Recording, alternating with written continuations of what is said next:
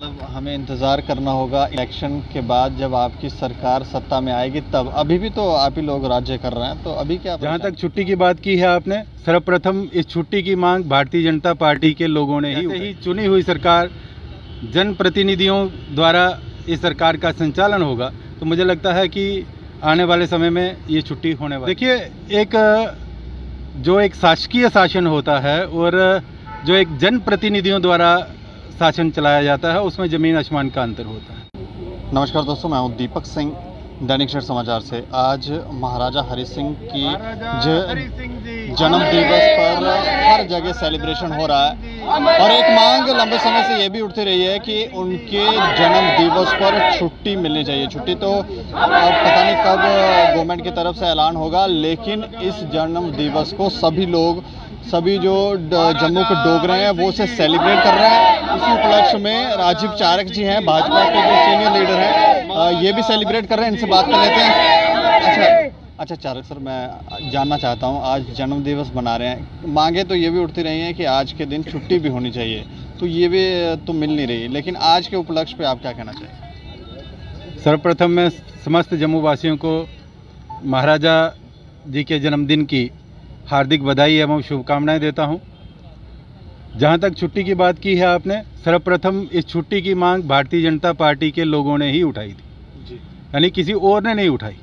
और भारतीय जनता पार्टी के एक एमएलसी अपर हाउस में भी इसको लेके गए और वहां भी प्रयास किया कि इसको छुट्टी को सैंक्शन करवाया जाए।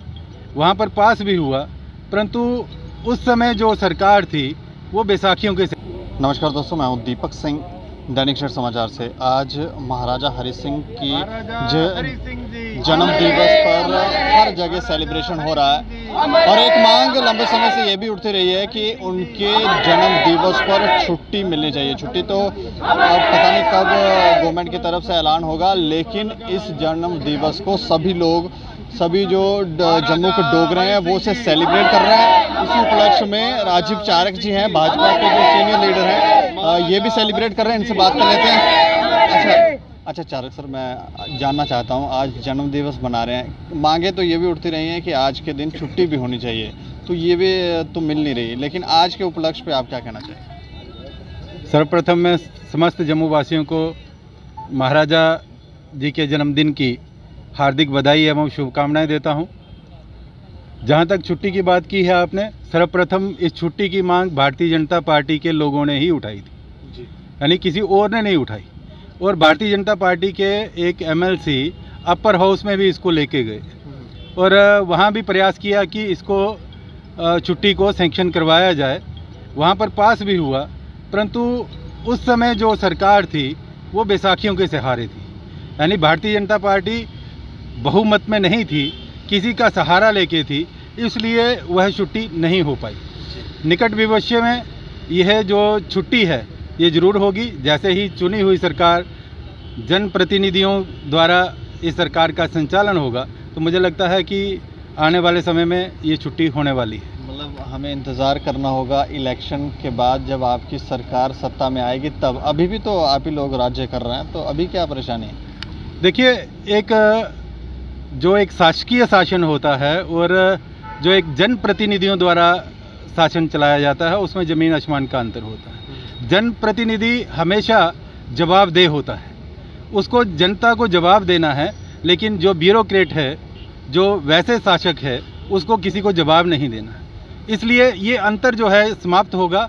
चुनाव होंगे, चुनाव के बाद चुनी हुई सरकार आएगी और उसका दायित्व भी रहेगा कि महाराजा जी के जन्म के उपलक्ष्य पर छुट्टी की जाए। और इस सरकार ने एक पहल तो की है कि जो ऐसे लोग जिन्होंने जम्मू कश्मीर के लिए कुछ नहीं किया, उनके जन्म दिवस के और उनकी मृत्यु पर जो छुट्टियां थी उनको कैंसिल किया और विलय दिवस की छुट्टी जो थी उसको इंक्लूड किया है। यानी एक कदम सरकार आगे बढ़ी है और अगला कदम देखिए आने वाले दिनों में ठीक ही होगा और सबके हित में होगा। महाराजा का आज जन्मदिन है, तो इस उपलक्ष्य को आप कैसे देखते हैं? सभी लोग सेलिब्रेट कर रहे हैं, आप कैसे देखते हैं? सभी लोगों के साथ हम भी सेलिब्रेट कर रहे हैं। हम भी महाराजा जी के श्री चरणों में आए हैं और यहाँ हमने पुष्पांजलि दी है। और महाराजा जी का जो शासन था वह शासन बहुत अगर कहें कि स्वर्ण अक्षरों में लिखा जाए, इस प्रकार का शासन था। 1925 में उन्होंने जब इस प्रदेश की कमांड संभाली, उस संभालते ही उन्होंने जो सामाजिक कुरीतियाँ थी उसके ऊपर अंकुश लगाना शुरू किए। यानी उनके अंकुश जो इतने थे कि भ्रूण हत्या की बात आज की जाती है, कन्याओं का बेटी पढ़ाओ बेटी बचाओ की बात आज की जाती है, उन्होंने 1931 में आरंभ की और उसके लिए आदेश भी किया। यानी 1932 में उन्होंने एक आदेश जारी कर दिया कि अगर कोई इस प्रकार का पाया गया उसको कड़ी से कड़ी सजा दी जाएगी। सामाजिक समरसता की बात आज आई है। सामाजिक समरसता उन्होंने उस समय शुरू की कि जो हरिजन लड़कियां थी उनको मंदिर में लेके गए, उनका कंजक पूजन किया, वहाँ पूजा अर्चना की। दलितों के लिए जो सार्वजनिक जो जल क्षय थे वो पहले क्या हुआ करता था, ये हरिजनों का पतन है, ये उनका जल क्षय है और ये स्वर्ण का है जी। वो दूरी जो उन्होंने दूर की, जल क्षय सार्वजनिक किए, सबके लिए खोले, मंदिर सबके लिए खोले। इस प्रकार जो जम्मू का विद्यार्थी है उनको उच्च शिक्षा का यहाँ प्रावधान नहीं था, उसके लिए साइंस कॉलेज, कॉमर्स कॉलेज, इस प्रकार के जो कॉलेज हैं इसका प्रावधान किया। जम्मू के लोगों के लिए इलाज के लिए नहीं, यहाँ हकीमों की बात चलती थी, तो यहाँ पर ये जो शालामार में अस्पताल है ये 1940 में बनाया और 1940 में ये अस्पताल बनाकर सिर्फ जम्मू में ही नहीं बनाया, उसी कार्यकाल में अगर यहाँ महाराजा गुलाब सिंह जी के नाम पर बनाया तो वहाँ पर श्रीनगर में महाराजा प्रताप सिंह जी के स्मृति में वो बनाया। दोनों जगह जो अस्पताल बने ताकि दोनों खिते के लोगों को जो सुविधाएं मिल सके। कृषि के लिए उन्होंने रिफॉर्म्स लाए, ये नहरें बनवाई ताकि जो कृषक हैं वो साल में ज़्यादा से ज़्यादा फसलें ले सके, क्योंकि सूखा पड़ता था, बाढ़ आती थी, कृषक जो था वो चिंता में हो जाता था, अगर बारिश नहीं होगी तो किस प्रकार चलेगा। तो इस प्रकार जो बिचौलियों का सिस्टम जो था, जो आड़ती वगैरह थे, वो उन्होंने अपने कार्यकाल में समाप्त किए। अगर ये देखा जाए कि विधानसभा का प्रावधान आज हुआ है, उन्होंने जो उस समय विधानसभा गठन की जिसके 40 सदस्य थे, और 40 सदस्य भी क्या, हर क्षेत्र से, हर धर्म से, हर जाति से उन्होंने वो 40 प्रतिनिधि लिए, उनमें से 2 मंत्री भी बनाए। यानी इस प्रकार की जो उन्होंने रिफॉर्म्स जम्मू कश्मीर में लाई, अगर इसको सुबह से लेकर शाम तक गिनते जाएं तो मुझे लगता है कि समय थोड़ा पड़ जाएगा, लेकिन उनकी जो रिफॉर्म्स हैं जो उन्होंने इस समाज को दिया है वो समाप्त नहीं होगा। और सबसे बड़ी देन कि जब नेहरू और शेख का एक बहुत बड़ा प्रेशर था उनके ऊपर कि जम्मू कश्मीर जो है इसको वहाँ पर विलय नहीं कर रहे थे, हिंदुस्तान के साथ नहीं मिला रहे थे, उस समय उन्होंने किस प्रकार से, किस कूटनीति से जम्मू कश्मीर को भारत के साथ विलय करवाया। और आज हम जम्मू कश्मीर के लोग जो हैं वो भारत का अंग हैं, अन्यथा ये क्षेत्र जो था ये पाकिस्तान में हो जाता, क्योंकि उस समय तत्कालीन प्रधानमंत्री नेहरू जम्मू कश्मीर में जो कवाली हमला में अपनी जो फौज थी उसको नहीं भेज रहे थे, जिसके कारण जम्मू कश्मीर का काफ़ी क्षेत्र जो था वो उनके पाकिस्तान में के कब्जे में आ गया था। तो ब्रिगेडियर राजेंद्र सिंह ने अंतिम सांस तक लड़कर उन कवालियों को, उन पाकिस्तान की जो फौजों को रोक के रखा था। इस प्रकार का जो उनका एक कार्यकाल रहा वो एक स्वर्णीय अक्षरों में लिखा जाए तो भी कम है।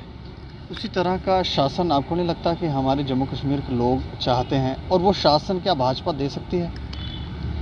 भाजपा उसी प्रकार का शासन देने में सिद्ध हुई है। भारत में अगर आप देखें, पहले कहा जाता था 1 रुपया अगर केंद्र से चलता है तो नीचे तक वो 10 पैसे पहुंचते हैं, ये राजीव गांधी जी का कहना था। परंतु आज अगर 1 रुपया चलता है तो लोगों की जेब में 1 रुपया ही पहुंचता है, उसमें बीच के बिचौलिए समाप्त हो गए। आज जो है डिजिटलाइज ट्रांजैक्शंस शुरू की हैं भारत के माननीय प्रधानमंत्री जी ने। इस प्रकार का शासन की जन कल्याण योजनाएं जितनी भी थी, पहले एक अगर कहीं घर बनता था, उस घर को बनने के लिए जो 1.5 लाख रुपया किसी परिवार को मिलता था तो 35-40 हज़ार रुपया कमीशन लेने वाले एजेंट पहले ही थे, आज उनके सीधे अकाउंट में आ रहा है। आज घर ठीक ठाक से बन रहे हैं। आज जो मुफ्त राशन दिया जा रहा है, नवंबर महीने तक मिलना है, तो वो भी लोगों को सीधे मिल रहा है। इसमें बिचौलिया जो है वो टोटल ख़त्म कर दिया है। पारदर्शिता है, बिल्कुल ट्रांसपेरेंसी है। अगर आप देखें कि कहीं पर कोई इस प्रकार का, यानी 7 साल हो गए मोदी जी को यहाँ शासन चलाते हुए और 13 साल गुजरात में शासन चलाया है, इन 20 वर्षों में विपक्ष एक भी बार कहीं अंकुश नहीं लगा सका कि एक घोटाला, कांग्रेस की सरकार यहाँ 2 बार यूपीए 1 और 2 चली, उसमें रोज प्रतिदिन एक घोटाला जो था वो सामने आता था और जनता जो थी वो उसका शिकार थी। जम्मू कश्मीर में लोग परेशान हैं भाजपा से। वो कहते हैं कि मोदी जी तो ठीक हैं, अमित शाह जी तो ठीक हैं, लेकिन जम्मू के लीडर जो हैं वो थोड़े वो काम नहीं कर पा रहे जो उनको करना चाहिए था। देखिए, जम्मू कश्मीर में वह लोग परेशान हैं जिनको गुस्तावे खाने की आदत थी। पहले यहाँ पर कोई रोक टोक नहीं थी, कहीं यहाँ कोई पूछ नहीं करता था। धारा 370 की आड़ में इन लोगों ने बहुत जम्मू के लोगों को और केंद्र सरकार को लूटा है। अब वो जो गुस्तावे बंद हो गए तो उसके ऊपर जब एक रोक लगी है तो ये लोगों को मिसगाइड करने में लगे हुए हैं। जैसे रिलायंस का नाम देकर एक उछाल दी बात कि रिलायंस आ रहा है, सभी दुकानदार जो मारे जाएंगे, जबकि रिलायंस ने खुद ही जो क्लियरेंस दी कि हमारा यहाँ कोई भी नहीं आने वाला, ऐसा कोई प्रपोजल ही नहीं है। यानी इस प्रकार जो विपक्ष है, विपक्ष की जो भूमिका है, सही भूमिका, वो नहीं निभा पा रहा। कारण है कि अगर विपक्ष उस विपक्ष की भूमिका में उतरता है तो उनको पता है कि हम एक उंगली अगर भाजपा की ओर खड़ी करेंगे तो हमने जितने कारनामे किए हैं 4 उंगलियां हमारी तरफ ही आने वाली हैं, इसलिए विपक्ष हिम्मत नहीं कर पा रहा। तो मतलब आने वाले समय में हम देख सकते हैं कि महाराजा की तरह जिस तरह ये शासन करते थे उसी तरह का शासन हमारे लोगों को मिलेगा। बिल्कुल, आने वाले दिनों में एक स्वच्छ और पारदर्शी जो शासन है वो जम्मू कश्मीर के लोगों को मिलने वाला है। यहाँ अत्यंत विकास होगा और अभी विकास हो भी रहा है। आप देख रहे हैं कि जो बहुत से प्रोजेक्ट्स बहुत देर से रुके पड़े थे वो प्रोजेक्ट्स भी चलने लगे हैं। आज IIT, IIM, एम्स 2 पूरे स्टेट में, और इस तरह के बहुत बड़े नेशनल प्रोजेक्ट्स जो हैं वो जम्मू कश्मीर के लोगों को, जबकि हमारे बच्चे जो थे वो बाहर भटकने जाते थे, अब जो इंडस्ट्रियलाइजेशन भी यहाँ पर और होने जा रहा है, जिससे प्राइवेट सेक्टर में भी लोगों को जॉब मिलेगी और जो बेरोजगारी है उसके ऊपर भी एक अंकुश लगेगा। उपराज्यपाल जी ने भी 35,000 जो नए रोजगार की घोषणा की है, मुझे लगता है उससे भी कुछ जम्मू कश्मीर में फ़र्क पड़ने वाला है। चलिए, शुक्रिया हमसे बातचीत करने। धन्यवाद। तो महाराजा जी के जन्मदिन के उपलक्ष्य पर यहाँ पर सेलिब्रेशन जो है वो जम्मू के अंदर चल रहा है। काफ़ी सारी बातें जो थी, काफ़ी सारी क्वेरीज जो थी, सवाल जो थे हमने पूछे राजीव चारिक जी से और उन्होंने जवाब भी दिए हैं। और वो ये कह रहे हैं कि महाराजा की तरह शासन जो है अगर कोई दे सकता है तो वो भाजपा दे सकती है, और जब वो सत्ता में आएगी, इलेक्शन जब कॉन्टेस्ट होंगे, जब वो जीतेंगे तो इसी तरह का शासन देखने को मिलेगा। और छुट्टी जो है वो भी जब ये सत्ता में आएंगे तभी मिलेगी। आप राय ज़रूर रखें और देखते रहें दैनिक सवेरा समाचार। मुझे और मेरे सहयोगी अरुण डोगरा को दें इजाज़त। नमस्कार।